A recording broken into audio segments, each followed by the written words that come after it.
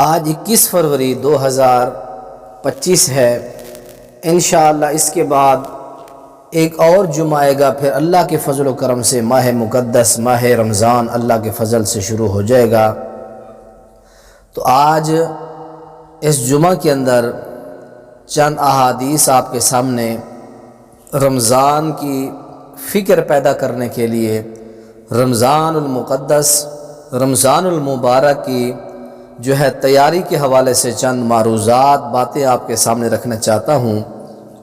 امام حسن بصری رحمۃ اللہ علیہ اور معلیٰ بن فضل رحمۃ اللہ علیہ دونوں لطائف المعارف امام ابن رجب رحمۃ اللہ علیہ کی کتاب ہے، اس میں فرماتے ہیں کہ صحابہ کرام رضوان اللہ تعالی علیہم اجمعین کا یہ معمول تھا کہ رمضان کی آمد سے 6 ماہ پہلے دعائیں کرتے اے اللہ ہمیں رمضان شریف عطا فرما، اور پھر 6 ماہ تک رمضان کی نیکیوں کی قبولیت کی دعائیں کرتے رہتے، اللہ ہماری کی گئی نیکیاں قبول و منظور فرما۔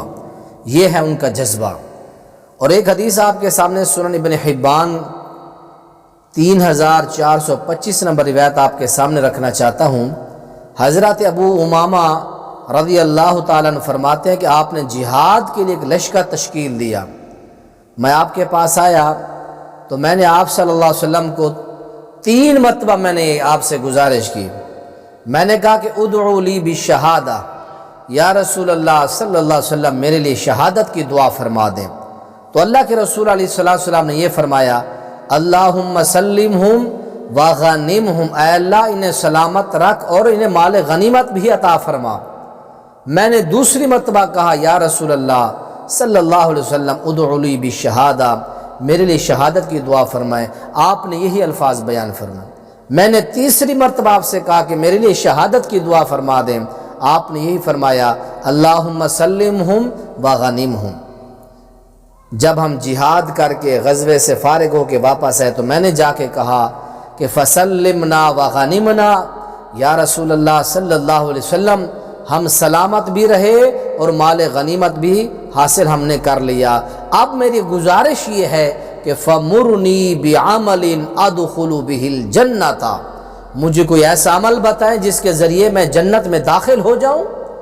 تو پیارے پیغمبر علیہ السلام نے فرمایا، فقال علیک بالصوم فانہ لا مثل لہ، روزہ رکھا کر، اس جیسی کوئی اللہ نے عبادت بنائی نہیں ہے۔ تو پھر صحابہ فرماتے ہیں، فکان ابو امامۃ لا یری فی بیتہ الدخان نہارا الا اذا نزل بہم ضیف۔ اس کے بعد حضرت ابو امامہ رضی اللہ تعالیٰ عنہ کے گھر میں دن کے وقت دھواں اٹھتا کبھی نہ دیکھا گیا، اللہ کے گھر میں کوئی مہمان آتا تو پھر کھانا بنایا جاتا، وگرنہ حضرت ابو امامہ کے گھر میں نفلی روزے کا اہتمام کیا جاتا تھا۔ تو اس لیے اللہ تعالیٰ سے دعا کریں۔ یہ تو حدیث اور یہ فضیلت تھی نفلی روزے کی، اور جو فرضی روزہ ہے رمضان کا، اس کے پھر کیا کہنے۔ مقدر والے لوگ ہیں جن کو ماہ مقدس عطا ہوتا ہے، رمضان کا مل جانا یہ غنیمت ہے۔ اللہ کے نبی بھی حدیث میں فرمایا کرتے تھے، یہ حدیث ہے سید ترغیب للالبانی کے اندر رحمۃ اللہ علیہ، اغتنم خمسا قبل خمس، لوگوں 5 چیزوں کو 5 چیزوں سے پہلے غنیمت سمجھو، شبابک قبل حرمی کا، اپنی جوانی کو بڑھاپے سے پہلے، صحتک قبل سقمی کا، صحت کو بیماری سے پہلے، غناک قبل فقری کا، اپنی مالداری کو فقر اور غربت سے پہلے، وفراغک قبل شغلی کا، اور اپنی فراغت کو مصروفیت سے پہلے غنیمت سمجھو، وحیاتک قبل موتی کا، زندگی کو موت سے پہلے غنیمت سمجھو۔ پختہ ارادہ کر لو، اللہ اس بار رمضان شریف کے مکمل روزے رکھیں گے۔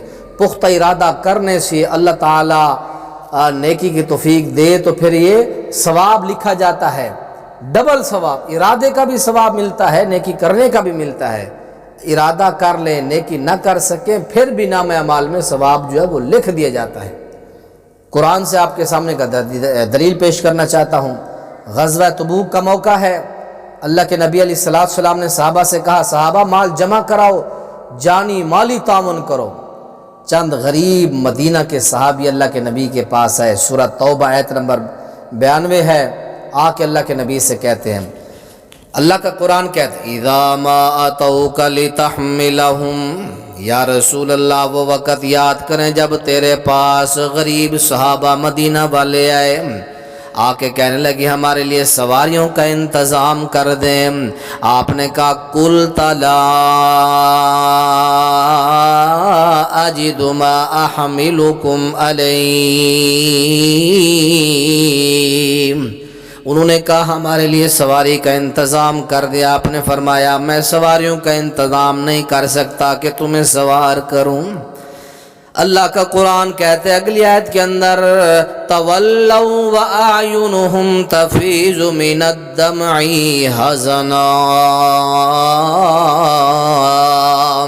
صحابہ غریب صحابہ واپس جا رہے تھے اس حال میں ان کی آنکھوں سے آنسو بہ رہے تھے، اس بات پر وہ رو رہے تھے اللہ یجدو ما ينفقون، انہیں اس بات پر غم تھا کہ وہ اپنے مال سے جہاد میں شریک نہیں ہو سکتے۔ کاش ہمارے پاس مال ہوتا، ہمارے پاس دولت ہوتی، ہم اپنے جانور گھوڑے اونٹ خرید کے ہم بھی نبی کی معیت کے اندر، نبی کے اس جہادی دستے کے اندر، لشکر کے اندر ہم بھی شریک ہو کے غزوہ تبوک میں شریک ہو کے ثواب حاصل کرتے۔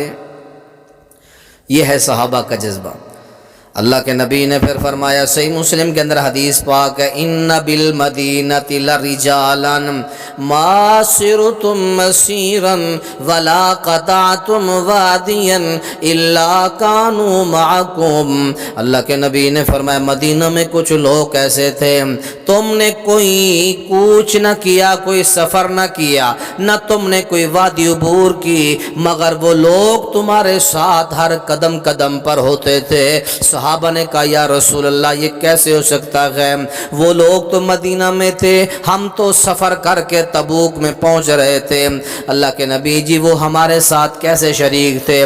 نبی پاک نے فرمایا الا شرکوکم فی الاجر، اللہ کریم نے ان کے جوش کو جذبے کو دیکھ کر اللہ کریم نے ان غریب صحابہ کو تمہارے ساتھ اللہ کریم نے اجر کے اندر ان کو بھی شریک کر دیا۔ یہ صحیح مسلم کے اندر روایت ہے۔ اللہ جذبہ دیکھتا ہے، جذبے کی وجہ سے اللہ نے غریب صحابہ کو تبوک میں شریک نہ ہونے کی وجہ سے اجر اللہ کریم نے عطا فرما دیا ان کو۔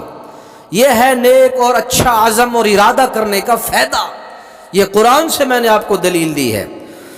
اللہ کریم کے پیغمبر کے صحابی ہیں جن کا نام ہے حضرت طلحہ بن عبید اللہ، فرماتے ہیں دو بندے دور دراز سے سفر کر کے آئے، دونوں غیر مسلم تھے، دونوں اسلام لائے مسلمان ہو گئے، ایک جہاد پر گیا اور وہاں شہید ہو گیا، اور دوسرا اس کے بعد 1 سال بعد جو ہے وہ بستر پر طبی موت فوت ہوا۔ فرماتے ہیں میں نے خواب دیکھا میں جنت کے دروازے کے اوپر کھڑا ہوا ہوں تو جنت کے اندر سے ایک بندہ نکلتا ہے، وہ آتا ہے بہر، اور یہ دو جو مسلمان ہوئے تھے ان میں سے اس بندے کو یہ جنت میں پہلے داخل کرتا ہے جو جنت سے نکلتا ہے، اس بندے کو جو شہید سے 1 سال بعد فوت ہوا پھر دوسرے نمبر پر وہ شہید کو جنت میں داخل کرتا ہے۔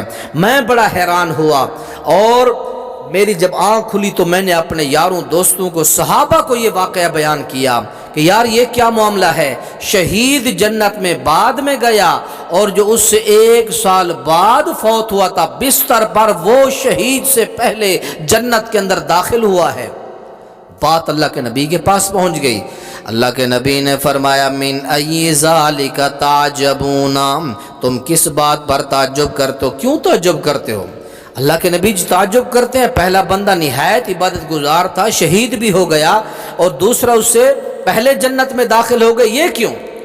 نبی پاک نے فرمایا الیس قد مکث ھذا بعدہ سنۃ، کیا یہ اس کے بعد مزید 1 سال زندہ نہیں رہا؟ جی اللہ کے نبی زندہ رہا، آپ نے فرمایا وَأَدْرَكَ رَمَضَانَ فَصَامَ وَصَلَّى كَذَا وَكَذَا مِنْ سَجْدَةٍ فِي السَّنَةِ، ایک سال میں تو اس نے رمضان کا مہینہ پایا، رمضان کے روزے بھی رکھے، نمازیں بھی پڑھی، اور اس نے اتنے اتنے سجدے کیے، اتنے اس نے سجدے کیے، کیا یہ بات نہیں ہے؟